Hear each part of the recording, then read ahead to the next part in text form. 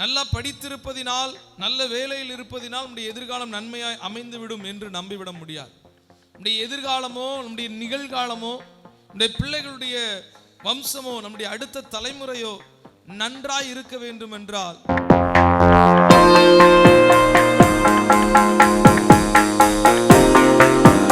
கர்த்தர் வானத்தை படைக்கிறார், வெளிச்சத்தை உண்டாக்குறார், நல்லது என்று கண்டார். நட்சத்திரங்களை உண்டாக்கினார், நல்லது என்று கண்டார். வானத்தில் பறக்கிற பறவைகளும் தண்ணீரில் நீந்துகிற ஜீவன்களை உண்டாக்கி அதை நல்லது என்று கண்டார். அப்போ சுத்தி உங்களுக்கு நன்மையை வச்சிருக்கிறாரு. மனிதன் அவனுடைய தெரிந்தெடுப்பை பாருங்க, அவனுடைய பிரையாரிட்டியை பாருங்க. பசினால அல்ல, சாப்பிட்றதுக்கு வேற வழியே இல்லை அதனால நான் பறிச்சு சாப்பிட்டேன் அப்படி அல்ல. இல்லைன்னா இது மாத்திரம் தான் அழகா இருந்துச்சுன்னு சொல்லுகிறது அல்ல. தோட்டத்தில் உள்ள சகல விருட்சங்களும் அழகா தான் இருந்தது. ஆனால் அவன் அதை விட்டு விட்டு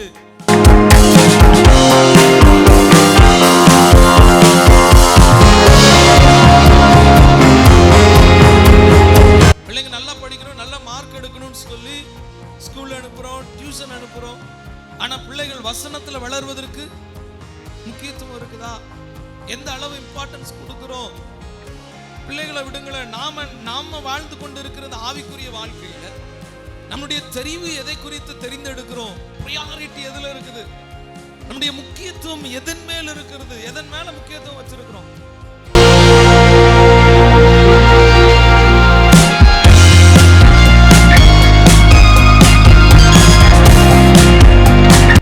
ஏன் மகிமை இழந்துட்டோம்? இதற்காக உங்க மேல இருக்கிற பிரசன்ஸ் இழந்து நிற்கிறோம். நான் தேவனோடு உறவாட முடியலையே, சிலருடைய அங்கலாய்ப்பு இருக்கிறது. நான் தேவனோடு உறவு கொள்ள முடியல, தேவனுடைய பிரசன்னத்துல நான் நிரம்ப முடியல. ஆண்டவர் இந்த காலை ஆராதனை சொல்றார்,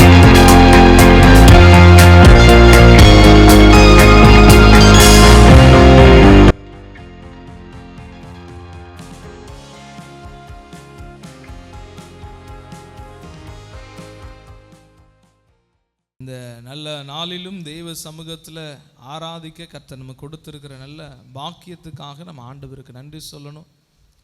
இந்த வருஷம் இப்போ தான் ஆரம்பித்த மாதிரி இருந்துச்சு. ஆனால் மிக வேகமாக நம்ம பிப்ரவரி மாதத்தில் கடைசி வாரத்துக்கு வந்துட்டோம். ஆனால் கர்த்தர் கிருபை உள்ளவராய் நம்ம மேலே அன்பு வச்சு நம்மளை நடத்தி கொண்டே வருகிறார். அல்லேலூயா சொல்லலாமே, சத்தம் அல்லேலூயா. ஆமென். கர்த்தர் நல்லவர். நம்மளை இதுவரை நடத்தின தெய்வன் இனியும் நடத்த அவர் போதுமானவராக இருக்கிறார். இனியும் நம்மளை நடத்துவார்.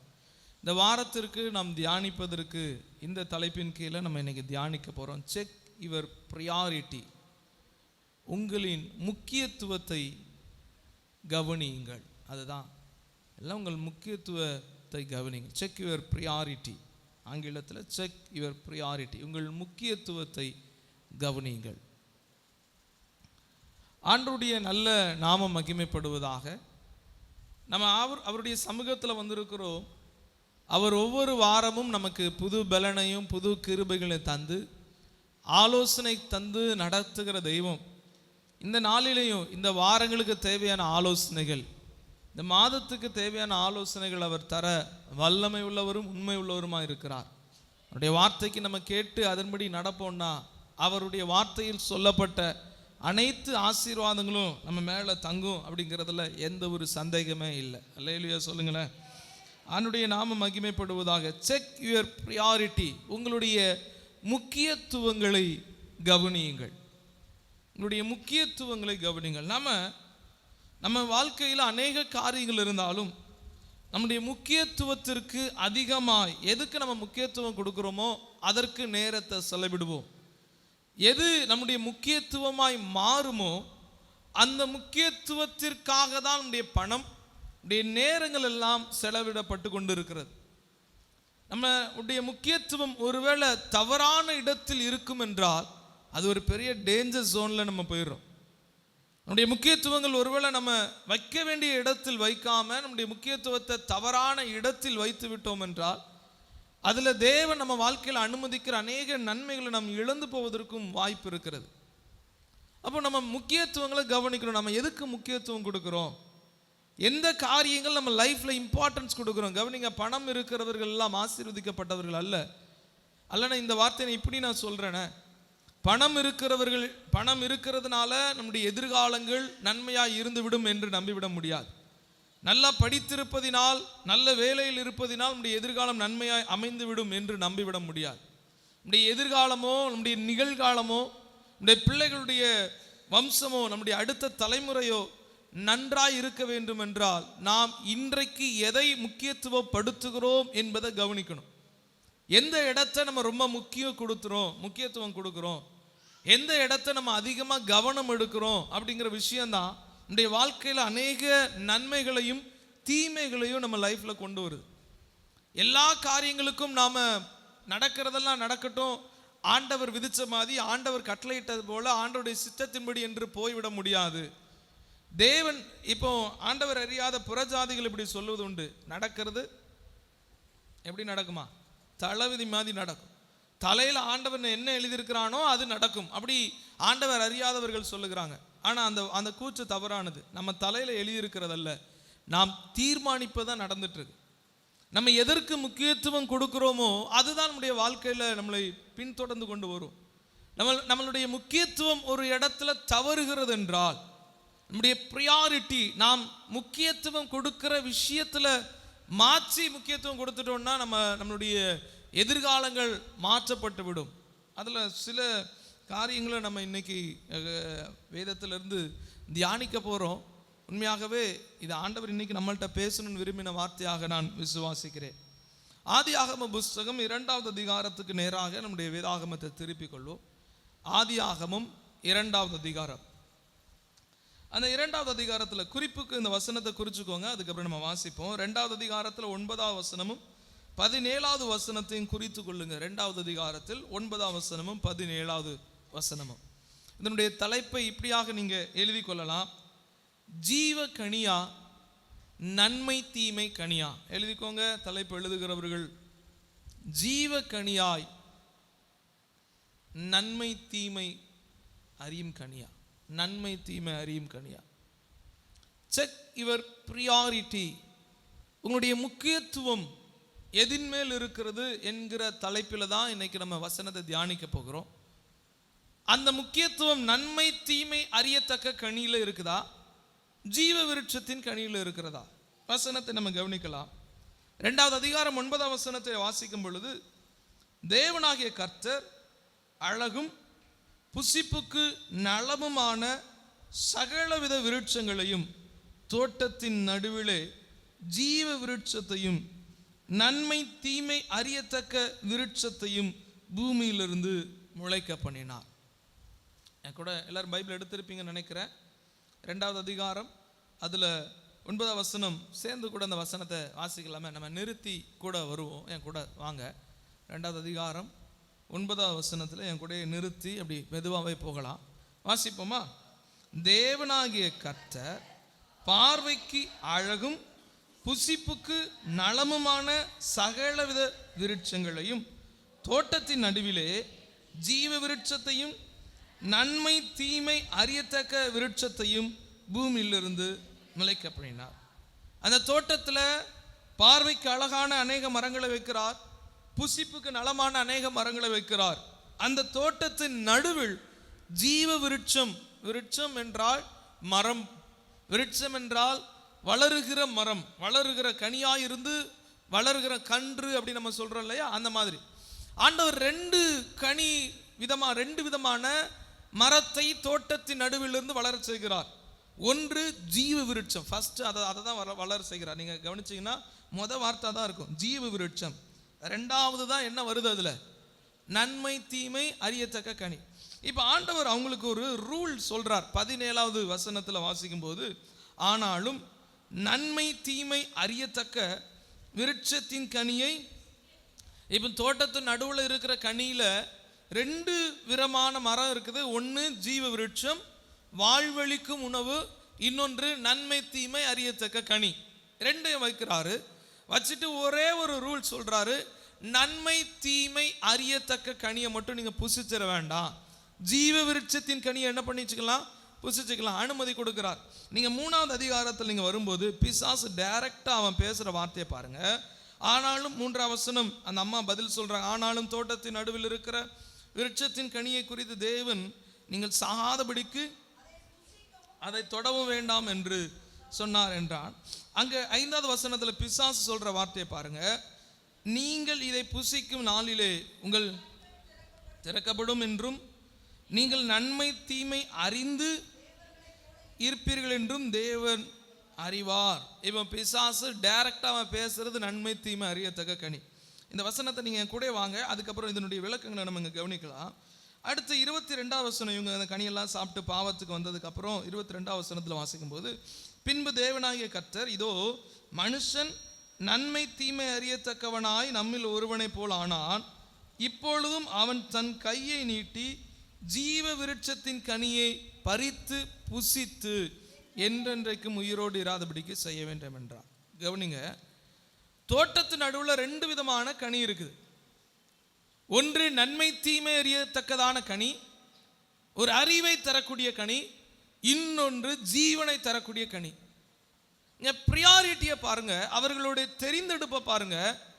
ஆண்டவர் அவங்க வாழ்க்கையில முன்னாடி வச்சிருக்கிற 2 சாய்ஸ். அது ஆதாம் ஏவாளுக்கு மாத்திரமல்ல, நமக்கும் அந்த மாதிரி சாய்ஸை வைக்கிறார், வாய்ப்புகளை வைக்கிறார். நமக்கு முன்பாக சில நம்ம எதை முக்கியத்துவம் படுத்த போகிறோம் என்று நம்ம முன்னாடி வைக்கிறார். நம்ம கவனிக்கும் போது ஜீவ விருட்சத்தினுடைய கனி, நித்திய வாழ்வை அளிக்கக்கூடிய ஒரு கனியும் இருக்கிறது. நன்மையும் தீமையும் அறிந்து கொள்ளக்கூடிய ஒரு கனி இருக்கிறது. ஆல்ரெடி இவர்கள் அனுபவித்துக் கொண்டிருக்கிறதெல்லாம் நன்மை. கர்த்தர் வானத்தை படைக்கிறார், வெளிச்சத்தை உண்டாக்குறார், நல்லது என்று கண்டார். நட்சத்திரங்களை உண்டாக்கினார், நல்லது என்று கண்டார். வானத்தில் பறக்கிற பறவைகளும் தண்ணீரில் நீந்துகிற ஜீவன்களையும் உண்டாக்கி அதை நல்லது என்று கண்டார். அப்போ சுத்தி உங்களுக்கு நன்மையை வச்சிருக்கிறாரு. மனிதன் அவனுடைய தெரிந்தெடுப்பை பாருங்க, அவனுடைய ப்ரையாரிட்டியை பாருங்க. பசினால அல்ல, சாப்பிட்றதுக்கு வேற வழியே இல்லை அதனால நான் பறிச்சு சாப்பிட்டேன் அப்படி அல்ல. இல்லைன்னா இது மாத்திரம் தான் அழகா இருந்துச்சுன்னு சொல்லுகிறது அல்ல. தோட்டத்தில் உள்ள சகல விருட்சங்களும் அழகா தான் இருந்தது. ஆனால் அவன் அதை விட்டு ஜீவ கனியை அவன் புசிப்பதற்கு பதிலாக, அவன் அதை தெரிந்தெடுப்பதற்கு பதிலாக, அவனுடைய சாய்ஸ், அவன் தெரிந்தெடுத்தது, அவன் முக்கியத்துவம் கொடுத்தது அறிவுக்கு முக்கியத்துவம் கொடுத்துறான். தீமையை அறிவதற்கு முக்கியத்துவம் கொடுத்துறான். அவன் ஜீவனை அறிவதற்கு, ஜீவ தேவனை அறிவதற்கு முக்கியத்துவம் கொடுத்திருக்கணும். ஜீவ தேவனுடைய ஸ்பாவத்தை இன்னும் தனக்குள் வெளிப்படுத்துவதற்கு, அவரை போல் நீடிய ஆயுள் உள்ளவர்களாய் வாழ்வதற்கு, அதற்கு அவன் முக்கியத்துவம் கொடுத்திருக்கணும். ஆனா அவன் முக்கியத்துவம் கொடுத்த இடத்தை பாருங்க. அவன் முக்கியத்துவம் கொடுத்தது, நான் இன்னும் அறியணும். எதை அறியணும்? தீமை அறியணும். என்னை சுற்றிலும் இருக்கக்கூடிய தீமையான காரியங்களை அறியணும். என்னை சுற்றிலும் நான் இந்த மற்ற காரியங்களை அறியணும்னு சொல்லி ஜீவனை தள்ளிவிட்டு அறிவுக்கு முக்கியத்துவம் கொடுத்துட்டான். கவனிங்க, நம்ம லைஃப்லயே அதுதான். அறிவுக்கு நம்ம நிறைய முக்கியத்துவம் கொடுக்கிறோம். இன்றைய இடங்கள்ல, இன்றைய காலங்கள்ல அறிவுக்கு நிறைய இம்பார்ட்டன்ஸ் கொடுக்கிறோம். we are giving more importance to the knowledge. ஆனா வாழ்க்கைக்கு, லைஃபுக்கு, நித்திய வாழ்க்கைக்கு நம்முடைய முக்கியத்துவம் இல்லை. இந்த ஒருவேளை இவன் ஜீவனுக்கு முக்கியத்துவம் கொடுத்து இந்த இடத்துக்கு வந்திருப்பான் என்றால் அவன் மகிமையானவனாய் இருந்திருப்பான். ஆனா இவன் ஜீவ விருட்சத்திற்கு முக்கியத்துவம் கொடுக்காம தீமையை அறிவதற்கு, நன்மையான காரியங்களை தேவன் சுற்றி வைத்திருந்தும் தீமையை அறிவதற்கு அவன் முக்கியத்துவம் கொடுத்ததினால் அதனுடைய பலன் என்னாச்சு? தேவன் அவன் வாழ்க்கையில கொடுத்திருந்த அந்த மகிமையை இழந்து போய்விட்டான். தேவனோடு அடிக்கடி உறவாடுகிற ஒரு பாக்கியம் எந்த படைப்புக்கும் அப்படி கிடையாது. ஆனா இவனோடு தேவன் ரெகுலரா உறவாடுகிறார். அந்த உறவாடுதலை இழந்து போவதற்கு அது காரணமா மாறிச்சு. தேவன் இவனுக்காகவே பார்த்து உண்டாக்கின அந்த ஏதேன் தோட்டத்தை விட்டு இவன் துரத்தப்பட வேண்டியதாய் மாறிடுச்சு. இந்த காலை ஆராதனையில வந்திருக்கிற நம்மளிடத்திலே ஆண்டவர் அதை எதிர்பார்க்கிறார். இன்னைக்கு நிறைய நேரங்கள்ல ஜீவனுக்கு முக்கியத்துவம் கொடுப்பதற்கு பதிலாக ஒரு இடத்துல தீர்க்கதரிசியின் இடத்தில் மூலியமாய் ஆண்டவர் கடிந்து கொள்ளுகிறார். அவர்கள் நன்மைகளுக்கு ஞானிகள் அல்ல, அவர்கள் அநியாயத்திற்கு ஞானிகளா இருக்கிறாங்க. எதுக்கு ஞானியா இருக்கிறாங்களா? ஒரு பொய்க்கு ஞானியா இருக்கிறான், ஒரு அசுத்தமான காரியத்துக்கு ஞானியா இருக்கிறான். தீமைக்கு பேதையா இருங்கள், நன்மைக்கு ஞானியா இருங்கள் வேதம் சொல்லுகிறது. ஆனால் இவன் ஞானியா எதற்கு மாறிவிட்டான்? ஒரு தீமையா நல்லா தெரியுது. ஒரு அசுத்தமான காரியமா நிறைய தெரியுது. பக்கத்து வீட்டில் ஒன்று நடந்துருச்சு, தப்பான காரியம், அது நல்லா தெரியுது. ஆனால் இந்த வாரம் கொடுத்த செய்தி என்ன? நம்மளுடைய முக்கியத்துவத்தில் கொஞ்சம் நம்ம கவனம் எடுக்க வேண்டியது இருக்கிறது. நம்ம வேலை பார்க்குறோம், படிக்கிறோம், அதற்கு முக்கியத்துவம் கொடுக்குறோம், நல்லது. ஆனால் ஜீவனுக்கு பிள்ளைங்க நல்லா படிக்கணும், நல்லா மார்க் எடுக்கணும்னு சொல்லி ஸ்கூலில் அனுப்புகிறோம், டியூஷன் அனுப்புகிறோம். ஆனால் பிள்ளைகள் வசனத்தில் வளர்வதற்கு முக்கியத்துவம் இருக்குதா? எந்த அளவு இம்பார்ட்டன்ஸ் கொடுக்குறோம்? பிள்ளைகளை விடுங்களேன். நாம வாழ்ந்து கொண்டு இருக்கிற இந்த ஆவிக்குரிய வாழ்க்கையில் நம்முடைய தெரிவு எதை குறித்து தெரிந்தெடுக்கிறோம்? ப்ரியாரிட்டி எதில் இருக்குது? நம்முடைய முக்கியத்துவம் எதன் மேல் இருக்கிறது? எதன் மேலே முக்கியத்துவம் வச்சிருக்கிறோம்? ஜீவ கனியவன் புசிச்சிருக்கணும். நீடித்த வாழ்வு வாழ இறைவனோடு தேவனோடு நேரடியாய் தொடர்பு கொள்ளுகிற அந்த பாக்கியம், தேவ மகிமையிலே நிரம்பி இருக்கிற அந்த பாக்கியம். வசனத்தை கவனிக்கிறீங்களா? வசனத்தை கவனிங்க. தேவனோடு நிரம்பி வாழ்ற அந்த வாக்கியம். ஆனால் அந்த பாக்கியத்தை எல்லாம் அவன் இழந்து அவன் இன்னைக்கு தோட்டத்துக்கு விட்டு வெளியே நிற்கவும், தேவ மகிமை இழந்து போய் நிற்கவும், அவன் பிள்ளைகளுக்குள்ள சண்டைகள், அவனுடைய மூத்தவன் இளைய மகனை கொலை செய்கிறான், பலிகள் அங்கீகரிக்கப்படலை, ஆதாமுடைய கண் காண அவனுடைய சந்ததிகள் அழிந்து போய் கொண்டு இருக்கிறது. காரணம் என்ன? இவன் தெரிந்தெடுத்த ஒரு தவறான தெரிந்தெடுப்பு, இவனுடைய சாய்ஸ், இவன் கொடுத்த முக்கியத்துவம். ஏன்பா ஆதாம், எதற்காக நீ இதை எடுத்த அப்படின்னா, பசி இருந்துச்சா? சாப்பிட்றதுக்கு வேற சாப்பாடா இல்லையா? இல்லை, எத்தனையோ கனிகள் இருக்கிறது. ஒரு நாளைக்கு ஒரு நேரத்துக்கு ஒரு கனின்னு சுவைத்தாலே ஆயிரக்கணக்கான கனிகள் இருக்கிறது. ஒவ்வொரு கனியிலும் ஒவ்வொரு விதங்கள் இருக்கிறது. ஒரு மேங்கோன்னு எடுத்துக்கிட்டாலே அதில் பல வகை இருக்குது. ஒரு பலாமரம் எடுத்துக்கிட்டால் அதுலேயும் பல விதமான வகைகள் இருக்கிறது. ஒவ்வொரு மரத்திற்கும் குணாதிசயங்களும் வித்தியாசம் இருந்தாலும் அவன் அதெல்லாம் விட்டுட்டு அவன் தெரிந்தெடுப்பு பாருங்களேன். இன்னைக்கு நமக்கு மொபைல் என்ன இருக்குன்னு தெரியுது, இன்னைக்கு நேற்று என்னென்ன நியூஸ் நடந்துச்சுன்னு தெரியுது, எந்த நடிகருடைய படம் வெளியே வரப்போகுதுன்னு தெரியுது, எந்தெந்த கட்சியில் என்னென்ன நடக்குன்னு தெரியுது, போன வாரங்களில் என்ன பேச்சு நடந்துச்சுன்னு தெரியுது.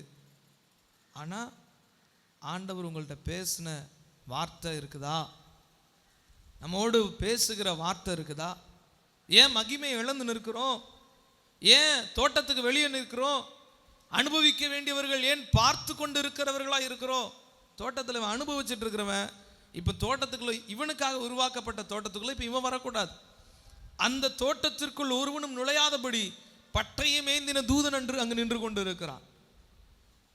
நம்ம லைஃப்ல சில காரியங்களுக்குள்ள நம்ம போக முடியல, தடுக்கிறது பிசாசு இல்லை, தேவதூதனே அதற்கு தடையா வந்து நிற்கிறானா. பட்டயத்தை ஏந்தி இந்த குடும்பம் இந்த நன்மைக்குள்ள வரக்கூடாது, தேவதூதனே நிற்கிறான். பிள்ளையாமுடைய லைஃப்ல நின்னது போல, இந்த ஏதேன் தோட்டத்தின் வாசல்ல நிற்கிறது போல சுடருளி பட்டயத்தை ஏந்திட்டு நம்ம லைஃப்ல இருக்கிறான். ஏன் அவன் நிற்கிறான்? அங்கே போய் பார்த்தா, அதனுடைய சரித்திரத்தை பார்த்தா நம்ம தெரிந்தெடுத்தது ஆவிக்குரிய ஜீவனை விட்டுட்டு அறிவுக்கு இம்பார்ட்டன்ஸ் கொடுக்குறோம்.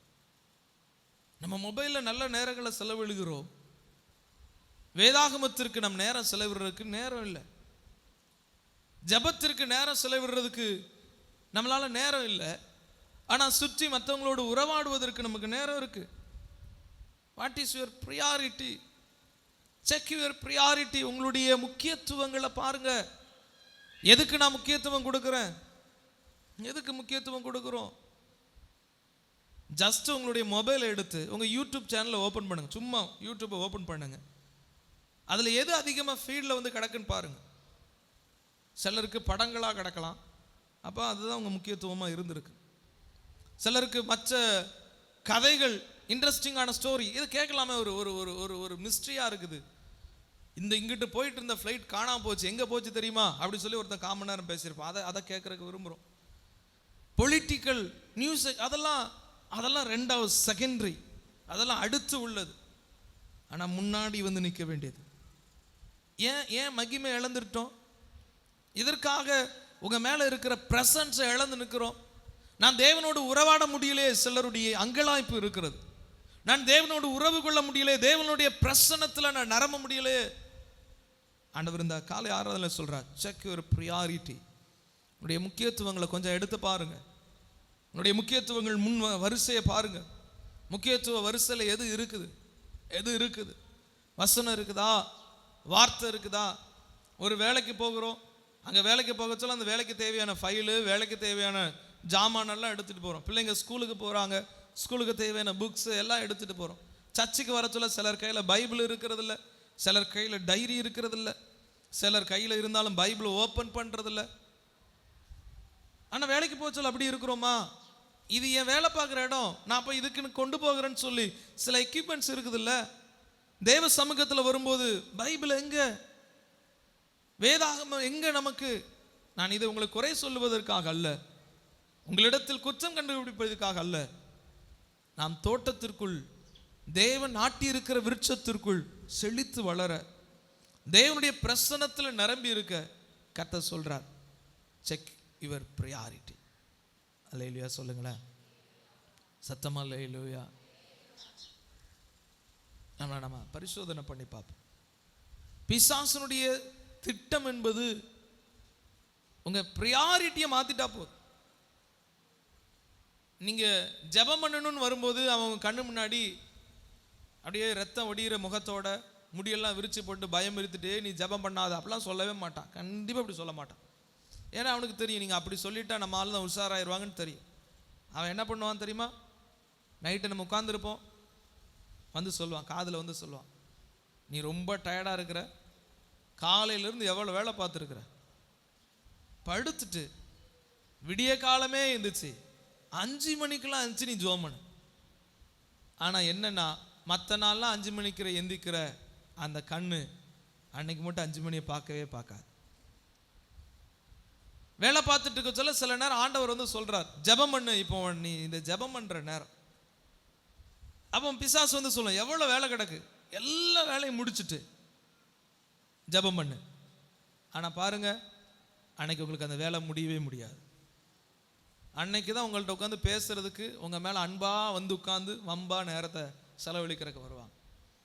ஏன் தெரியுமா? பிசாசு வந்து எதிர்த்து நீ ஜெபம் பண்ணக்கூடாது, நான் உன்னை கட்டுறேன் அப்படிலாம் செய்ய மாட்டான். ஏன்னா நம்ம கண்டுபிடிச்சிரும். அவன் ப்ரியாரிட்டியை மாத்துறான். பாரு, உனக்கு டயர்டு தான் முக்கியம், ஜெபம் இல்லை. உன் சரத்தினுடைய பலன் தான் முக்கியம், ஜெபம் இல்லை அப்படி சொல்றான். ஆமா, என் பலன் தான் முக்கியம், உட்காந்துடுறோம், நம்ம படுத்துடுறோம். உனக்கு வேலை தான் முக்கியம், ஜெபம் இல்லைங்கிறோம். ஆமா, அப்போ என் ப்ரியாரிட்டி மாறுது, என்னுடைய முக்கியத்துவம் மாறுது. ஆமா, வேலை முக்கியம், ஜெபம் அப்புறம். பாருங்க, அந்த ஒரு சின்ன ஸ்லைட் சேஞ்சு அநேகருடைய லைஃப்ல பல மாதங்களாய் ஜெபிக்காதவர்கள் இருக்கிறாங்க. நல்ல ஆவில நிரம்பி தினந்தோறும் தேவ சமூகத்தில் அமர்ந்தவங்க இன்னைக்கு தேவ சமூகத்தில் அமர முடியல, அந்நிய பாஷைகளை பேச முடியல, ஜெபிக்க முடியல, கர்த்தருடைய வார்த்தையை தியானிக்க முடியல. சின்னதா ஒரு சின்ன சேஞ்ச், சின்ன மாற்றம் தான். எதுக்கு பைபிளை படிக்கணும்? ஸ்டேட்டஸ் எடுத்து பாரு, இன்னைக்கு ஏதாட்டும் ஒரு வசனம் போட்டு விடுவாங்க, அதுக்கு ஆமேன்னு சொல்லு, அது அப்படியே நடந்துடும். ப்ரியாரிட்டியை மாற்றி விட்டுருவான். நம்ம பார்ப்போம் எல்லாம் கரெக்டாக தான் போயிட்டு இருக்குன்னு. இல்லை, சின்ன சேஞ்சஸ், சின்ன மாற்றங்கள். இந்த அவன் பார்வை நடுவில் தான் இருக்குது. ஆனால் சின்ன சேஞ்ச், லைட்டாக இங்கிட்டு பாரு, இங்கிட்டு பார்த்துறா. ஜீவனை பார்க்க வேண்டிய இவனை அப்படியே கொஞ்சம் திருப்பி விட்டான். நம்ம லைஃப்பில் எவ்வளோ பெரிய இழப்புகள் மனித குலம் சந்தித்து கொண்டு இருக்கிறது, எவ்வளோ பெரிய இழப்புகள். காரணம் என்னன்னா, they changed their priority. அவங்களுடைய முக்கியத்துவங்கள் மாற்றப்பட்டதினால், அவர்கள் முக்கியத்துவம் கொடுக்க வேண்டிய இடத்திற்கு முக்கியத்துவம் கொடுக்காம இருந்ததுனால தேவன் சந்திக்க வரும்போது ஓடி போய் ஒளிஞ்சிருக்கிறான். அவன் சந்தோஷமா உலாவ வேண்டிய அந்த தோட்டம் மறைந்திருக்கும் மறைவிடமா மாறிடுச்சு. எவ்வளவு வேதனை பாருங்க. அவன் சந்தோஷமா ஓடி ஆடி விளையாட வேண்டிய தோட்டம், அவன் அதனுடைய இலைகளை பறித்து அவன் அந்த இலைகளை ஆரோக்கியத்திற்கு பயன்படுத்த வேண்டிய இலைகள் இப்பொழுது மானத்தை காக்க வேண்டிய இடத்துக்கு மாறிவிட்டது. காரணம் என்ன? அவனுடைய சின்ன சேஞ்ச். நம்ம குடும்பம், நமக்கு பாதுகாப்பா இருக்க வேண்டிய குடும்பம் நம்மளையே மறைத்து கொண்டு இருக்கிறது. ஒரு உறைவிடம் இல்லாமல் ஓடிக்கொண்டு இருக்கக்கூடிய சில சூழல்கள் இருப்பீர்கள் என்றால் செக் பண்ணுங்க, பரிசோதனை பண்ணி பார்ப்போம். உங்களுடைய ப்ரையாரிட்டி, நீங்க முக்கியத்துவம் கொடுத்தது தவறா வேற ஒரு இடத்துல. ரெண்டாவது முதல்ல நம்ம தியானிச்சோம், ஜீவகனியா நன்மை தீமை கனியா. இரண்டாவது, தேவனின் அழைப்பா மரிக்கும் தகப்பனா. எழுதி கொள்ளுங்க, தேவனின் அழைப்பா மரிக்கும் தகப்பனா. லூக்கா சுவிசேஷ புஸ்தகம் 9வது அதிகாரம், தேவனின் அழைப்பா மரிக்கும் தகப்பனா. அந்த கொஸ்டின் எழுதிக்கோங்க, அந்த இதை எழுதிக்கோங்க. அதுக்கு கீழே நம்ம தியானிக்க போகிறோம். தேவனின் அழைப்பா மரிக்கும் தகப்பனா. லூக்கால 9வது அதிகாரம் 59வது வசனம், 60வது வசனம், 59லேருந்து 62 வரை குறிச்சுக்கோங்க. நம்ம ஆனால் அந்த 2 வசனத்திலிருந்து முதல்ல பார்க்க போகிறோம். லூக்கால 9வது அதிகாரம் வசனம் 59, 60 வாசிக்கலாம். வேறு ஒருவனை அவர் நோக்கி, என்னை பின்பற்றி வா என்றார். அதற்கு அவன், ஆண்டவரே, முன்பு நாம் போய் என் தகப்பனை அடக்கம் பண்ண எனக்கு உத்தரவு கொடுக்க வேண்டும் என்றான். அதற்கு இயேசு, மரித்தோர் தங்கள் மரித்தோரை அடக்கம் பண்ணட்டும், நீ போய் தேவனுடைய ராஜ்யத்தை குறித்து பிரசங்க. இப்போ ஆண்டவர் இந்த சீசனுக்கு முன்பாக வைக்கக்கூடிய 2 ஆப்ஷன், 2 வாய்ப்புகள். இவனுடைய முக்கியத்துவத்தை இங்கே கொஞ்சம் சீர்படுத்த ஆண்டவர் பார்க்குறாரு. அநேகர் இயேசுவை பின்பற்ற விரும்புகிறாங்க. அதுக்கு மேலே உள்ள ஒருத்தன் கேட்குறான், ஆண்டவரே நான் உண்மை பின்பற்றி வரட்டுமான்னு கேட்குறான். ஆண்டவர் வேண்டாங்கிறார். லேகியோன் பிசாசு பிடித்து அந்த மனிதன் சுகமாக்கப்பட்ட பின்பு அவன் ஆண்டவர் இடத்துல கேட்குறான், ஆண்டவரே நான் உண்மை பின்தொடர விரும்புகிறேன். ஆண்டவர் சொல்கிறார், இல்லைப்பா, நீ போய் ஊரில் இருக்கிறவங்களுக்கு நான் உனக்கு கர்த்தர் செஞ்ச நன்மையை சாட்சியாக சொல்லுங்கிறார். இப்படி அநேக மனிதர்கள் இயேசுவை பின்தொடர விரும்பும் பொழுது அவர்களுக்கு நோ சொன்னவர் இந்த மனுஷனை கூப்பிட்டு சொல்றாரு. வேறு ஒருவனை அவர் நோக்கி, அவன் கேட்கல, அவனை ஆண்டவர் கூப்பிட்டு சொல்றாரு, நீ என்னை பின்பற்றி வா, ஃபாலோ மீ, என்னை பின்பற்று அப்படி சொல்லும்போது அவனுடைய மறு உத்தரவு உடனே ஒரு பதில் சொல்றான், ஆண்டவரே என் தகப்பன் பலவீனத்தோடு இருக்கிறார், பலவீனத்தோடு இருக்கிற அந்த தகப்பனை என்னால் விட்டுட்டு வர முடியாது, அவருடைய நாட்கள் போகட்டும், அதுக்கப்புறம் வாரேன். இப்போ ஆண்டவருடைய மறு உத்தரவு பாருங்க. சரிப்பா அப்படி சொல்லலை. இது 60வது வசனத்தில் சொல்லும்போது, மரித்தோர் தங்கள் மரித்தோரை நீ போய் தேவனுடைய ராஜ்யத்தை குறித்து பிரசங்க. மரித்தோரை அடக்கம் பண்ணட்டும், ஆனா நீ செய்ய வேண்டியது வேற. இது ஒரு கடுமையான உத்தரவாத்தான் இருக்குது. தன்னுடைய தகப்பன் மரிக்கக்கூடிய சூழல் இருக்கும்போது தேவன் அவனை அதற்கு கூட அனுமதிக்கல. அப்பா அம்மா பலவீனமா இருக்கிறாங்க, அங்க போகணும், நீ அதை பார்க்க வேண்டாம், நான் உன்னை அழைக்கிற அழைப்பப்பா. பலவீனத்தோடு இருக்கிற அவருக்கு நான் பணிவிட செய்யணுமே, இல்லை, அழைப்பு வேற. இது இங்கிருந்து பார்க்கும்போது என்ன ஆண்டவர் இப்படி செயல்படுறார், ஒரு மனிதனுடைய வாழ்க்கையில இந்த அளவு அவர் உரிமை எடுத்துக்கிறார். ஆமா, அவர் தன்னுடைய ஸ்தானத்தை விட்டு இந்த பூமியில் வரும் பொழுது நம்மை விடுதலையாக்குவதற்காக அவர் எந்த இடத்திலும் சுயநலம் பாராட்டவில்லை. தேவன் நம்மை அழைக்கும் போது அவருடைய பணிக்காக அழைக்கிறார், அவருடைய திருப்பணியை செய்ய அழைக்கிறார். நம்மளுடைய மறு உத்தரவு என்ன? ஆண்டவர் வீட்டில் சில வேலைகள் செய்ய வேண்டியது இருக்கு, இந்த வீட்டில் என்ன வேலை இருக்குது சிஸ்டர், இந்த ஜபம் இந்த ஊழியங்களை செய்யுங்க, தாலுகா ஊழியத்தில் கர்த்தர் உங்களை பயன்படுத்தட்டும் வாங்க. இல்லை, வீட்டில் இப்படி ஒரு வேலை இருக்கு.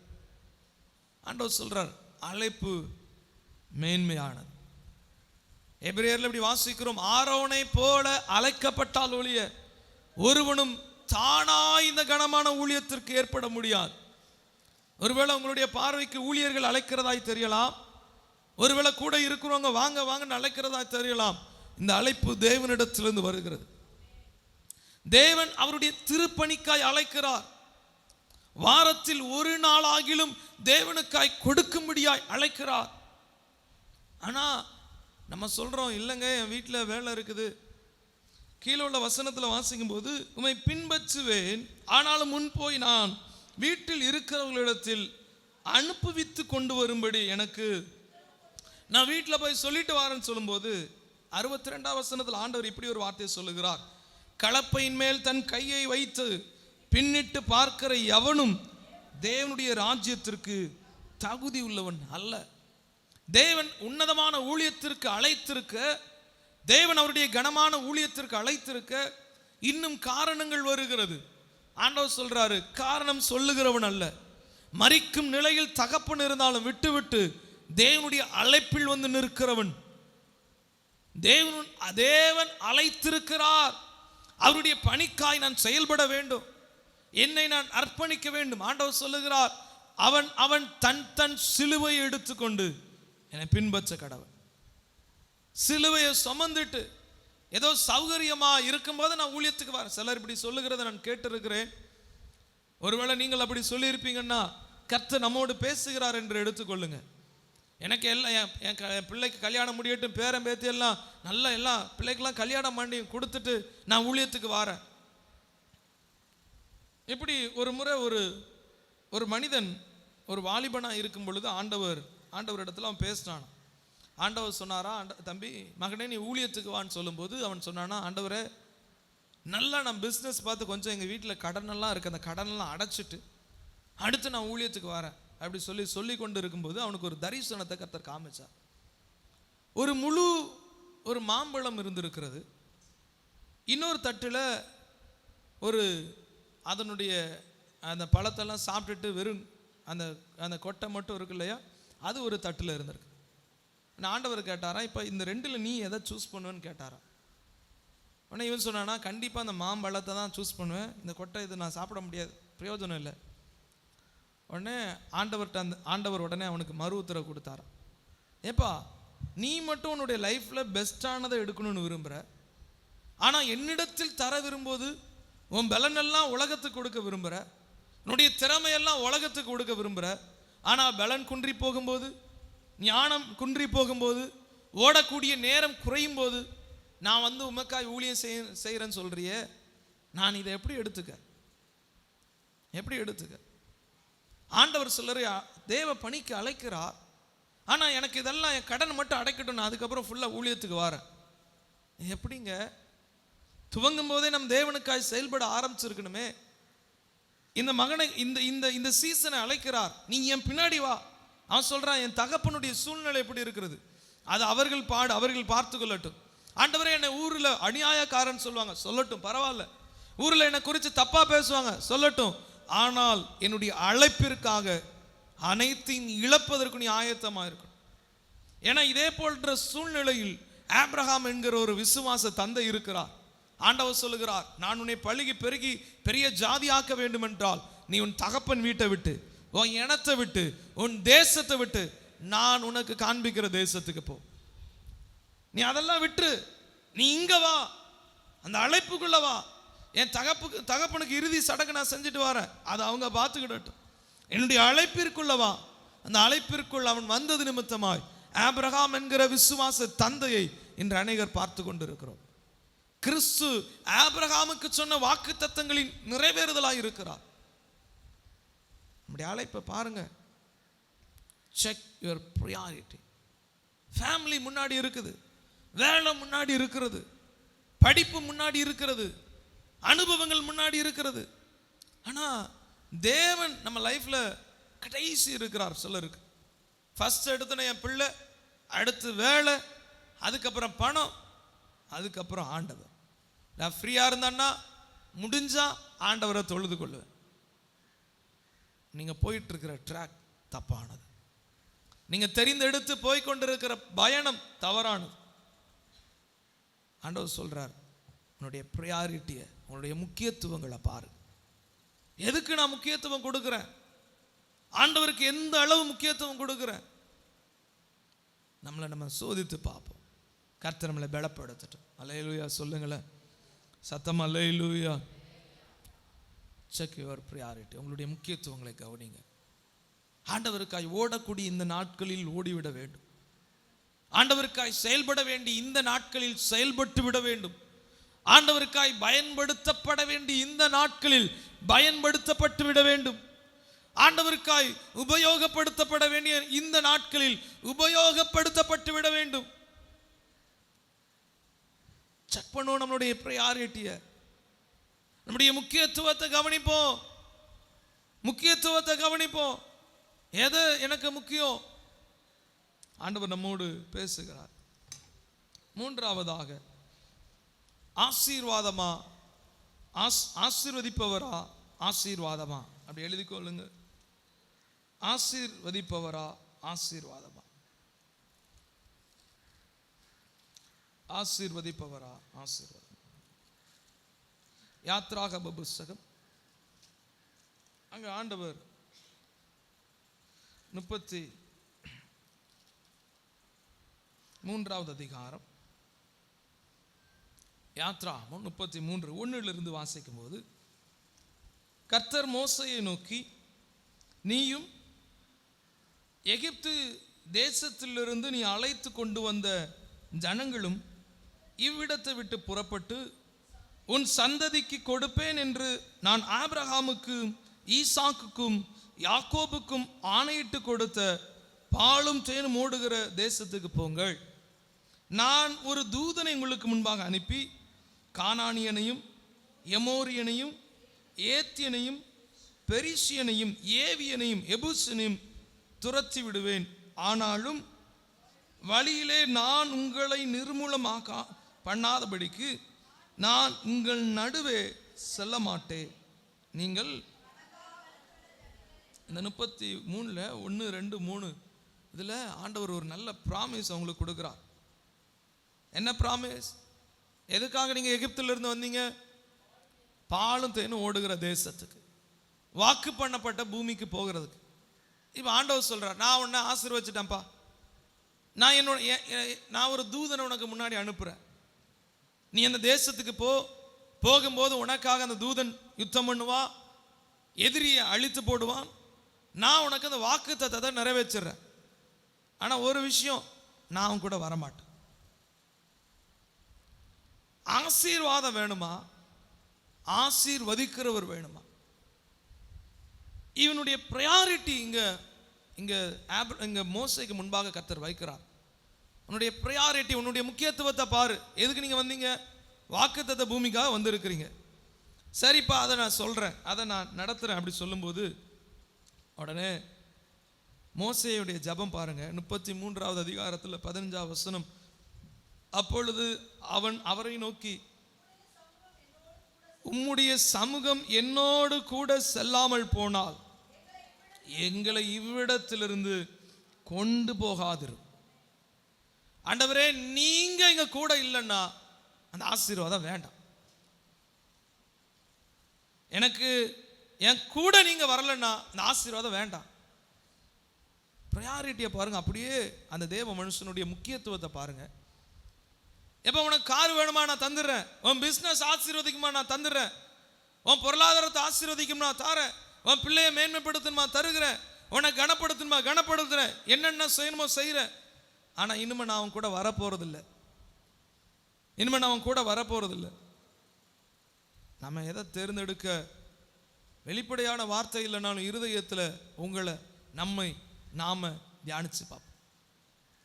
இந்த மோசே சொல்றார், ஆண்டவரே நீங்க எங்க கூட வரலன்னா நீங்க எனக்கு எவ்வளவு கொடுத்தாலும் வேண்டாம், நீர் எங்களோடு வராது இருப்பீர் என்றால் எங்களை இந்த இடத்தை விட்டு கொண்டு போக வேண்டாம்.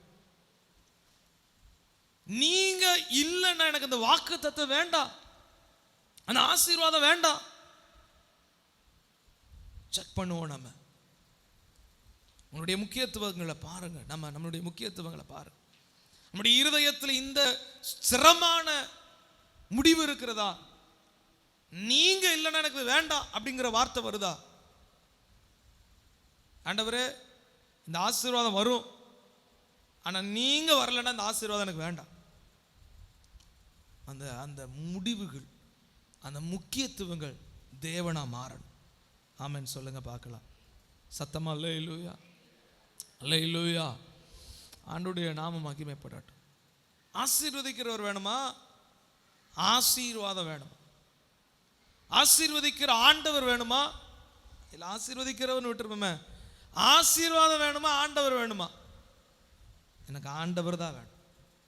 ஆமென் சொல்லுங்களேன். சத்தம் அல்லேலூயா. ஆதி திருச்சபையில் அப்போஸ்தலனாகிய யோவானுக்கு கர்த்தர் வெளிப்படுத்தும் போது இப்படி சொல்றார், என் ஜனங்கள்ல சிலர் இருக்கிறாங்கப்பா, ஆதியில என் மேல நல்ல அன்பா இருந்தாங்க, ஆனா இப்ப வளர வளர வளர வளர ஆதியில இருக்கிற அன்பை விட்டுட்டு அவன் பாட்டுல வளர்ந்துட்டு இருக்கிறான். அவனுடைய வளர்ச்சியில குறைவுபடுகிறது.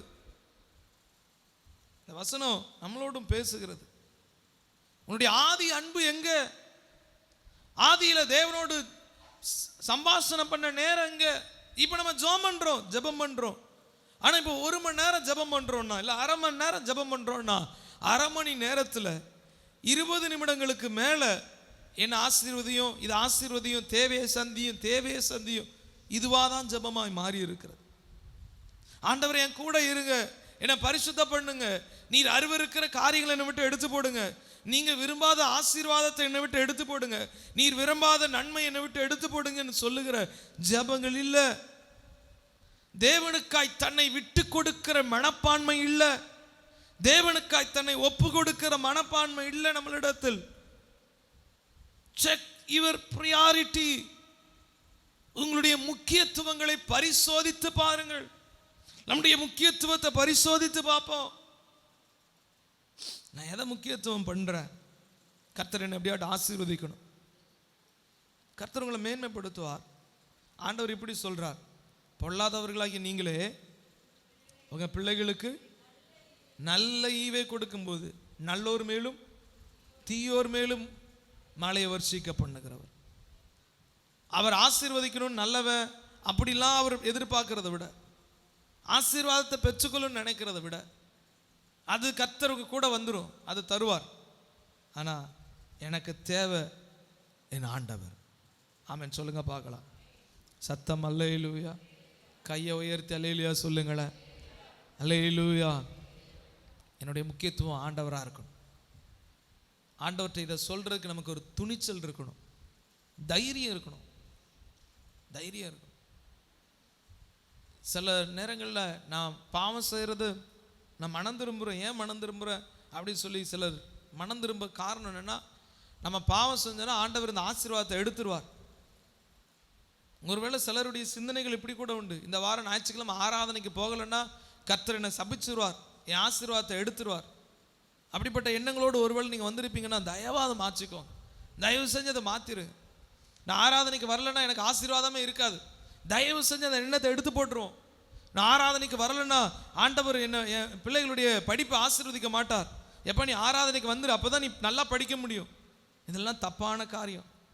என் தேவனை தொழுதுகுள்ள வந்திருக்கிறது ஆசீர்வாதத்துக்கு அல்ல, அவர் மேலே அன்புள்ள இருதயத்தோடு. அல்லேலூயா சொல்லுங்களேன். சத்தம் அல்லேலூயா. அங்கே மோசே சொல்றார், ஆண்டவரே உங்க சமூகம் எங்க கூட வரலனா எங்களை இந்த இடத்தை விட்டு மூவ் பண்ணவே வேண்டாம். ஒருவேளை முற்பிதாக்களுக்கு நீர் வாக்கு பண்ணி இருக்கலாம், ஆபிரகாமுக்கு வாக்கு பண்ணியிருக்கலாம், ஈசாக்குக்கு வாக்கு பண்ணியிருக்கலாம், யாக்கோபுக்கு வாக்கு பண்ணியிருக்கலாம். அந்த வாக்கு தத்தங்கள் எங்க லைஃப்ல கொண்டு வரணும்னு கொண்டு வந்து கொண்டு இருக்கலாம்.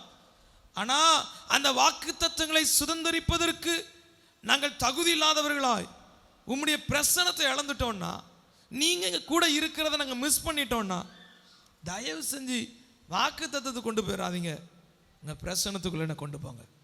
அல்லேலூயா சொல்லுங்களேன். சத்தம் அல்லேலூயா. ஆசீர்வாதமா ஆண்டவரா? என்ன பார்த்தோம்? ஜீவ கனியா நன்மை தீமை. ரெண்டாவது அழைப்பா மரிக்கும் தகப்பன். அடுத்து மூன்றாவது ஆசீர்வதிப்பவரா ஆசீர்வாதமா? இல்லைன்னா அதில் எப்படி மாற்றி எழுதிக்குங்க, ஆண்டவரா இல்லை ஆசீர்வாதமா? ஆசீர்வதிப்பவருங்கிற எண்ணமே ஆசீர்வாதத்துக்காக தேடலாம் மாறிவிடக்கூடாது. நம்முடைய ப்ரியாரிட்டி செக் பண்ணும். கடைசியாக ஒரு காரியத்தை தியானித்து நம்ம நிறைவு செய்ய போகிறோம். தேவ ராஜ்யமா பூமியின் தேவையா? எழுதி கொள்ளுங்க. தேவ ராஜ்யமா பூமியின் தேவையா? மத்தேயு சுவிசேஷ புஸ்தகம் 6வது அதிகாரம், மத்தேயு சுவிசேஷ புஸ்தகம் 6வது அதிகாரம் வசனம் 31 34 வரை.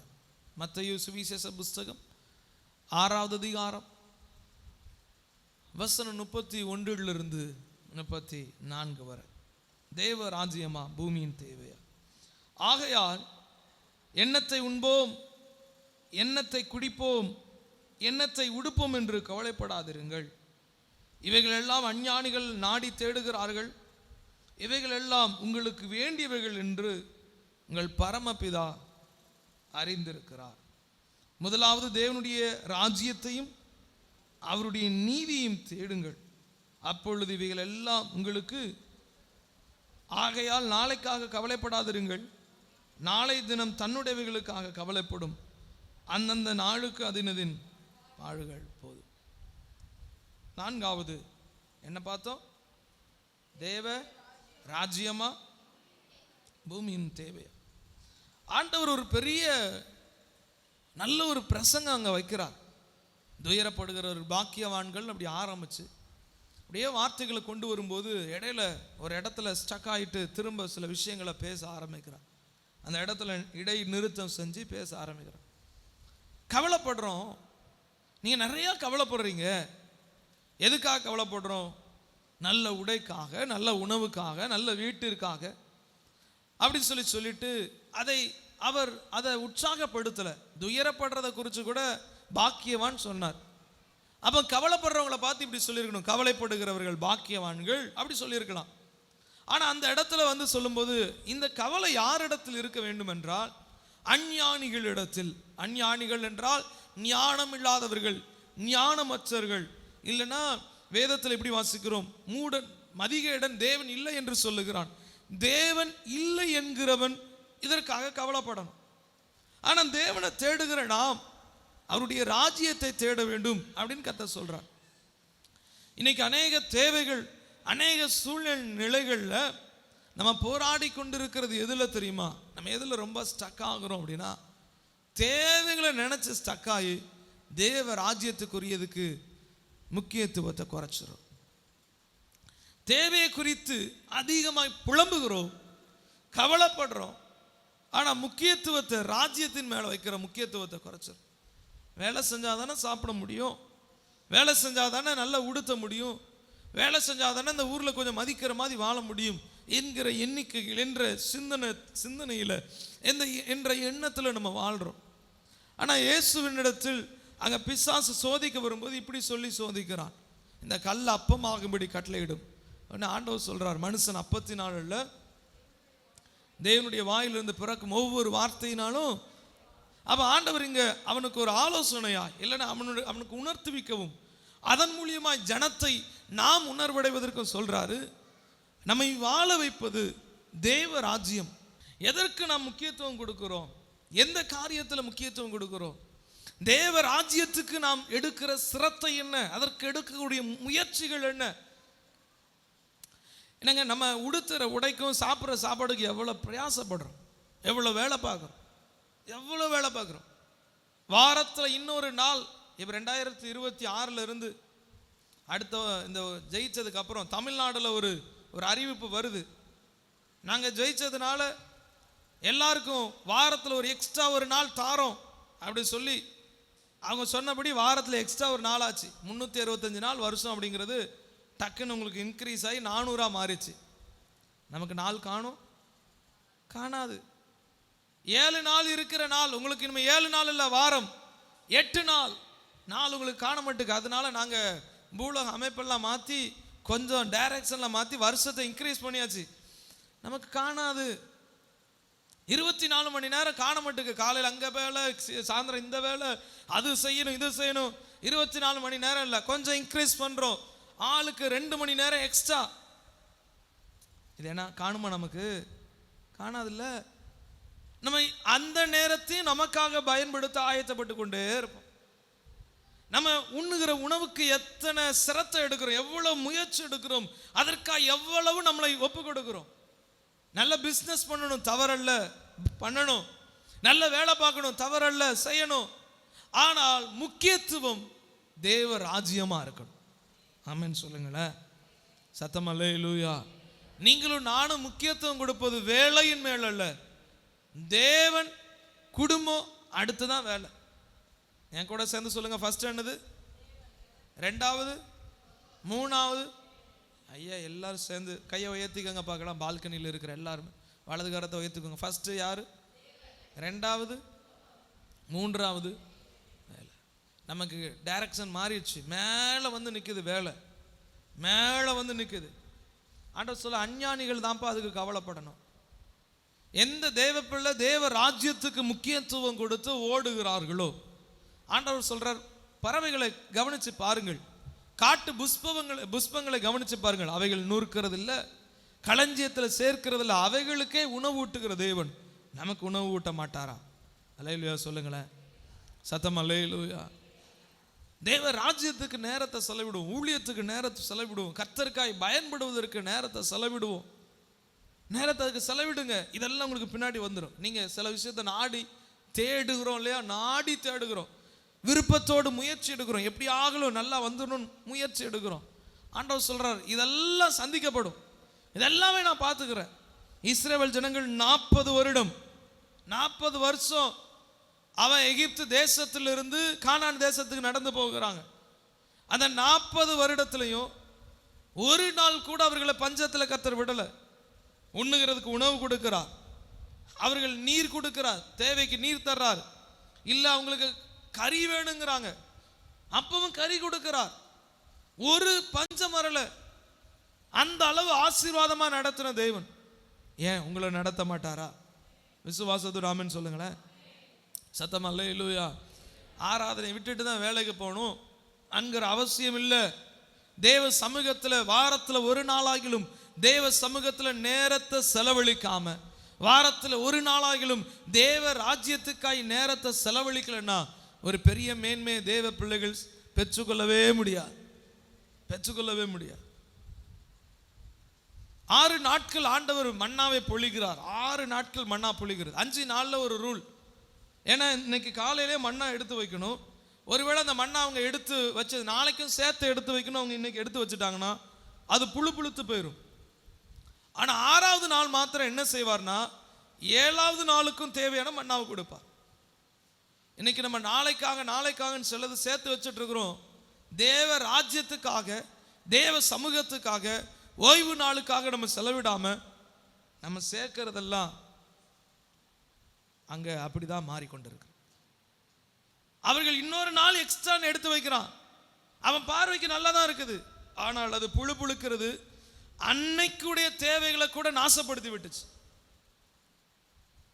இன்னைக்கு புதன்கிழமை, நாளைக்கு வியாழக்கிழமைக்கும் சேர்த்து நம்ம இன்னைக்கு எடுத்து வைக்கிறான். அது வியாழக்கிழமைக்குள்ளதும் கெட்டு போகிறது, புதன்கிழமைக்குள்ளதும் கெட்டு போக ஆரம்பிச்சிருது. ஆண்டவர் நம்மள்ட்ட பேசுறார், நாளை தினம் ஓடுறோம்.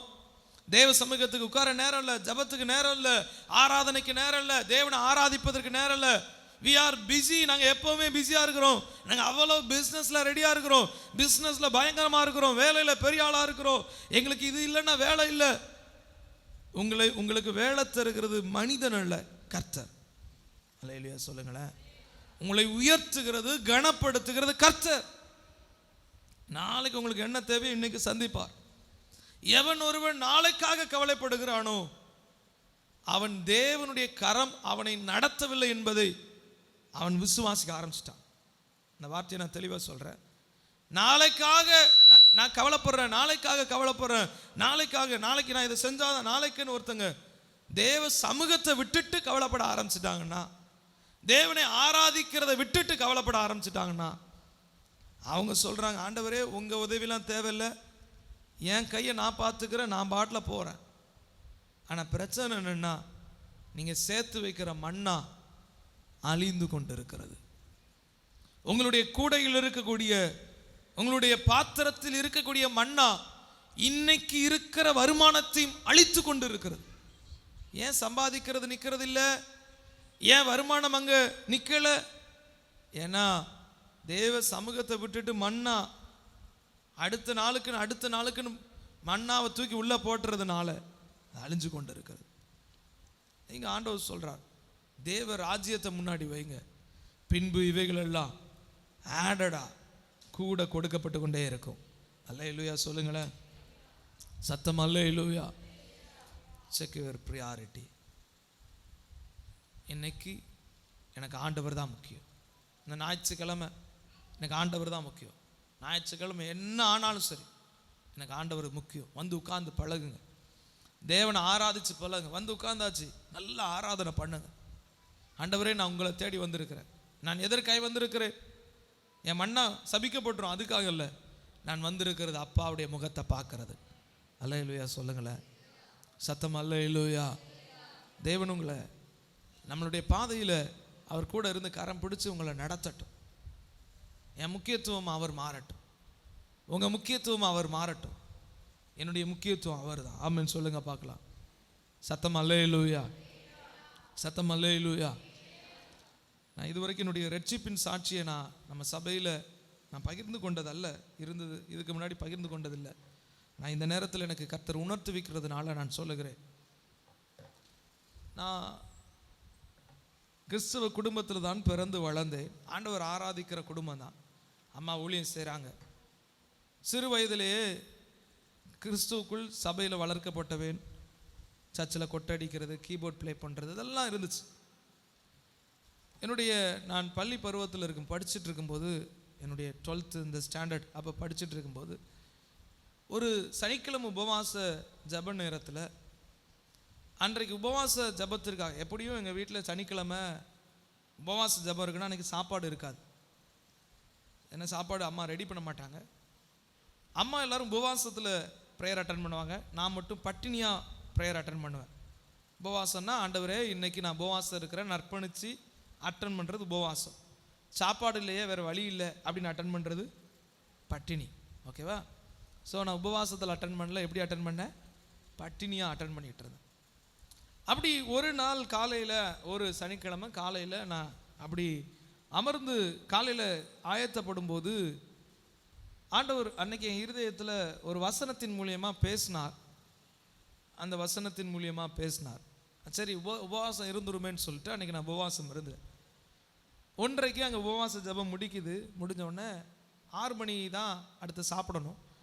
சரி, அப்போ நம்ம இந்த நேரம் இருக்குதுன்னு சொல்லிட்டு நான் இதில் சைடு மேலே ரூம் இருக்கும், அதில் ரூம் உண்டு, இப்போவும் உண்டு. அந்த ரூம் அப்போ ரெடி பண்ணியிருந்தோம். அந்த ரூமில் உட்காந்து நான் ஜபம் பண்ணலான்னு போனேன். ஏன்னா இங்கே சர்ச்சை ஞாயிற்றுக்கிழமைக்காக க்ளீன் பண்ண ஆரம்பிச்சிட்டாங்க. சரி, மேலே போய் ஜோம் பண்ணலான்னு சொல்லி உட்கார்ந்துருந்தேன். அப்போ நான் ஆராதனை ஜபம் பண்ணி கொண்டு இருந்தேன். நான் அப்படியே ஜபம் பண்ண ஆரம்பிக்கிறேன். சர்ச்சில் இருக்கிறேன், கிறிஸ்தவன், கீபோர்டு வாசிக்கிறேன், எல்லாம் பண்ண முடியும். ரட்சிப்பு இல்லை. ரட்சிப்பு என்பது தனித்தனி மனிதனுக்கும் தனியானது. தம்பிமார் சர்ச்சுக்கு வராங்க, பிள்ளைங்க சர்ச்சுக்கு வராங்க, கணவர் வராங்க, மனைவி வராங்க. சர்ச்சுக்கு வர்றதுனாலலாம் ரட்சிக்கப்படலை. ரட்சிப்பு அனுபவம் நாம் தனியாக ஆண்டவர்கிட்ட அர்ப்பணிக்கிறது.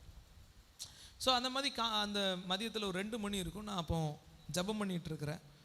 அப்போ என்னுடைய இருதயத்தில் இந்த பாடல், நீரே எல்லாம் நீரே எல்லாம் இயேசுவேன்னு ஒரு பாட்டு படிக்கிறேன். நீரே எல்லாம் நீரே எல்லாம் நீரே எல்லாம் இயேசுவே, உயர்வோ தாழ்வோ அப்படின்னு வரும். அது ஜெசன் எடின்பரோ அவங்களுடைய பாடல். அப்போ அந்த பாட்டை நான் படிக்கும்போது என்னுடைய இருதயத்திலேருந்து ஒரு குரல் மேலே வருது. அப்போ அந்த குரலை என்னால் கேட்க முடியுது. பாட்டு நீரே எல்லான்னு சொல்கிற, ஆனால் இம்பார்ட்டன்ஸ் நிறைய விஷயத்தில் நீ இம்பார்ட்டன்ஸ் கொடுக்குற, என்ன தவிர அப்படின்னு அந்த வார்த்தை எனக்கு வருது. உடனே நான் இந்த பாட்டு படிக்கிறதுனால தானே இப்படி வருதுன்னு பாட்டை மாற்றிட்டேன். பாட்டை மாத்துறேன். அப்போ எனக்கு வந்த பாட்டு, நீங்க போதும் ஏசப்பா உங்க சமூகம். உடனே மறுபடியும் அதே குரல் வருது. என்னடா இது அப்படின்னு சொல்லி அடுத்த பாட்டை மாத்துறேன். நீங்க மட்டும் போதும்.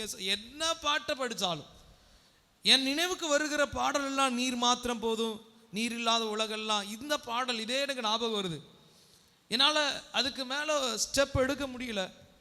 உடனே ஆண்டவர்கிட்ட நான் புரிஞ்சுக்கிட்டேன், ஆண்டவர் என்கிட்ட பேசுகிறாரு அப்படின்னு. கவனிங்க, நான் 4ஆம் வகுப்பு படிக்கும்போது அபிஷேகம் பெற்றுட்டேன். கவனிங்க, ரட்சிக்கப்படுறதுக்கு முன்னாடி அபிஷேகத்தையும் பெற முடியும். 4ஆம் வகுப்பு படிக்க சொல்ல 3ஆம் வகுப்பு விடுமுறையில் நான் அபிஷேகம் பெற்றுட்டேன். தரிசனங்களை பார்ப்பேன். ஆனால் நான் அர்ப்பணிக்கிறதா அதுதான் ரட்சிப்பு. ஓகேவா? அதுதான் ரட்சிப்பு. அபிஷேகம் பெற்றதும் ரட்சிப்புலாம் கிடையாது. ரட்சிப்பில் பரிபூரணத்துக்குள்ளே வரல. நாம் கன்ஃபஸ் பண்ணி அர்ப்பணித்து உள்ள மனம் திரும்பணும், அங்கே தான் வருது. ஸோ அப்போ ஆண்டவர்கிட்ட நான் அப்போ ஜோமனை ஆரம்பிக்கிறேன். ஆண்டவரே, என் லைஃப்பில் உங்களுக்கு நான் முக்கியத்துவம் கொடுக்குறேன். என் வாழ்க்கையில் இருக்கிற மற்ற காரியங்களை அப்புறப்படுத்துகிறேன்.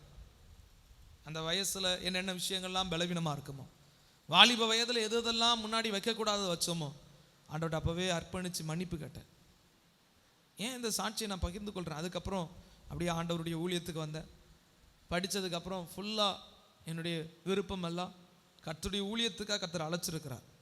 அதுக்காக எவ்வளோ படிக்க முடியுமோ படிப்போம், அதுக்காக எவ்வளோ நேரத்தை செலவழிக்க முடியுமோ செலவு பண்ணோம் அப்படி சொல்லி அதுக்கப்புறம் அண்ணன் பைபிள் காலேஜ் போகிறாப்புல. அடுத்து அதுக்கப்புறம் நான் ஸ்டடீஸ் முடிச்சுட்டு ஒரு டிகிரி பண்ணிவிட்டு அதுக்கப்புறம் நான் பைபிள் காலேஜ் போகிறேன். முழுக்க முழுக்க நான் சில நேரம் இப்படி நான் சொல்லுவேன், என்னை யாராட்டும் ஊழியத்தை விட்டு அடித்து விரட்டினாலும், நீ ஊழியமே செய்யக்கூடாதுன்னு அடித்து விரட்டினாலும் எனக்கு வேறு எதுவும் செய்ய தெரியாது. ஏன்னா என் முன்னாடி இருக்கிற ஃபுல்லாக அவர் தான். நான் இந்த என்னுடைய காலேஜில் என்னுடைய லீவ் நேரங்களில் வேலைக்கு நான் போனேன். அப்போ வேலைக்கு போச்சு அம்மா மூலியமாக ஆண்டவர் பேசினார், அவன் முக்கியத்துவம் மாற போகுது அப்படின்னார். உடனே அம்மா வேலையை நிப்பாட்டிட்டாங்க. நீ வேலைக்கு போக ஆரம்பிச்சேன்னா கையில் சம்பளத்தை பார்த்துட்டு ஊழிய அழைப்பை நீ மறந்துடுவ, நீ வேலைக்கு போக வேண்டாம். எனக்கு வேலைகள் தெரியும், சின்ன சின்ன வேலைகள்லாம் தெரியும். சில நேரங்களில் கொத்த வேலைகளை நாங்களே செஞ்சிடறோம், சில பெயிண்டிங் அடிச்சிடறோம், வயரிங் வேலைகள் தெரியும், எலக்ட்ரிக்கல் வேலைகள் தெரியுது, ப்ளம்பிங் வேலைகளை பாதி வேலை தெரியும். ஆனால் அதெல்லாம் ஊழியத்துக்காக மட்டும், டிசைனிங் ஒர்க்கு எல்லாம் ஊழியத்துக்காக மட்டும். ஊழியத்தை தவிர வேற எதுக்குமே முக்கியத்துவம் கிடையாது. என் முன்னாடி இயேசு. ஆமென் சொல்லுங்களேன். நான் கண்ணை திறந்து பார்த்தா, நீங்கள் கண்ணை திறந்து பார்த்தா சிலுவை முன்னாடி இருக்கணும், உலகம் பின்னாடி இருக்கணும்.